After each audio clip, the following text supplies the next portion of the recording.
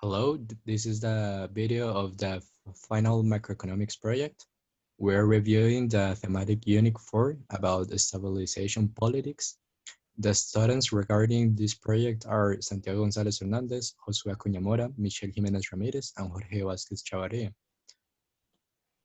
The article for review is about the IMF chief that announces monetary fiscal policy recommendations to minimize economic suffering. We're gonna make a analysis comparison about the literature and what is in the video. Hello and good afternoon. My name is Josué Acuña, and today I'll be presenting about one of the policies which was mentioned in the video. This one revolves around the demand for money. So basically, what was said in the video is that 6 Central European banks are taking coordinated actions. So this action mainly revolves to the fact that they will be reducing by 25 basis points in the exchange rate between the US dollar and their native euro or currency. Okay, so what does that mean to the economy of these countries?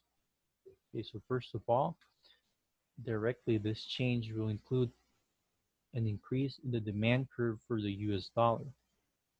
That will be made because since the dollar will be cheaper, everyone will have more access to purchasing more dollars for importing and exporting items or products or services, as well as paying for their debts which are due on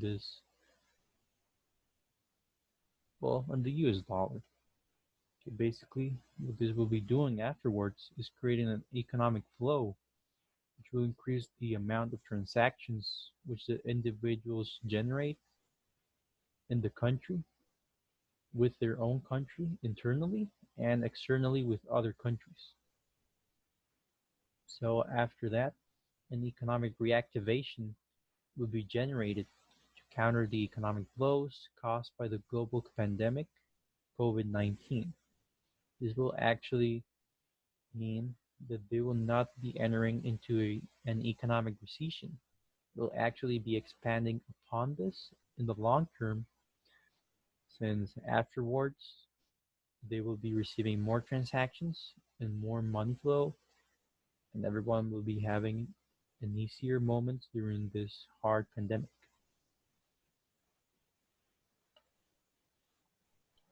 Hi, this is Jorge Vázquez now speaking, and I'm going to mention a little bit about the post-crisis regulation. During the video, there was a moment in which the IMF president actually called out the governments of the countries that were having a bad time during during the pandemic and presented to them some interesting measures that they could use in order to help their each of their own populations during these troubling times during the coronavirus pandemic. They actually encouraged them to ease the burden of the taxes in most of the population, and they also made us the suggestion that the government should be the one that should manage the sick leave payments in order to ease the burden from many of the institutions that actually have that job. This has an interesting relation with the subject that is in the book, which speaks about the authority of a government to resolve, which means that a government should actually stay alert during especially during times of bankruptcy, even though this is not every your average bankruptcy. This one is, we all know, it's caused by the coronavirus pandemic, but it's still a time of crisis nonetheless. And the authority to resolve of a government should means that the government needs to intervene directly in order to rescue those institutions that may be affected heavily by this pandemic. But not only them, but also their own populations in order for them to survive during these troubling times.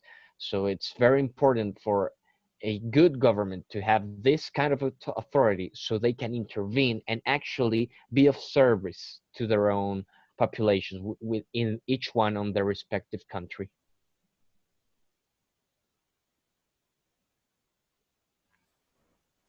Hello, this is Michelle Jiménez, and I'm going to talk about a little bit the last topic that was analyzed, because it is expansionary monetary policy. First, in the video, we can observe that the relationship between the government and the bank entities. Both the state and the bank act as factors of change in the economy because one sets the rules and the other is one who puts them into practice for the user of the service.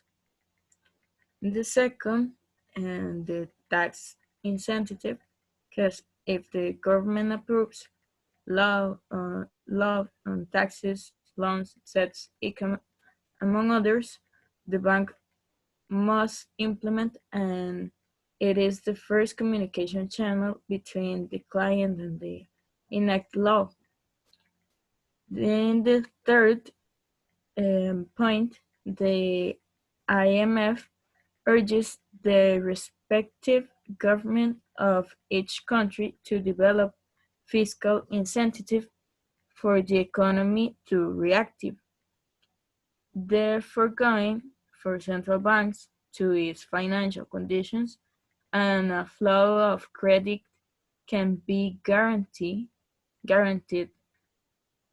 if banks reduce interest rates, more clients there are, therefore more money moves and grows.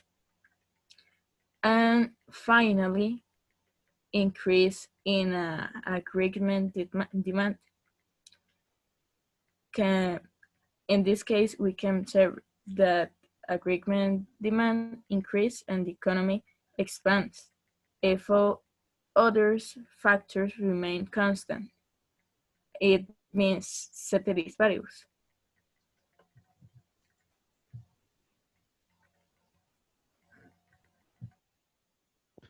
It's also important to point out about the benefits of the monetary policy.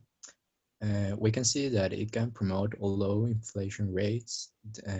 It can lead to lower rates of mortgage payments, and it also allows for the imposition of quantitative easing by central bank. It can bring out the possibility of more investments coming in and of consumers spending more. Amongst other goals are also to include maintaining balance in exchange rates, addressing unemployment problems, and most importantly, stabilizing the economy through this pandemic. Thanks for your attention, and I hope it helps the understanding of this topic.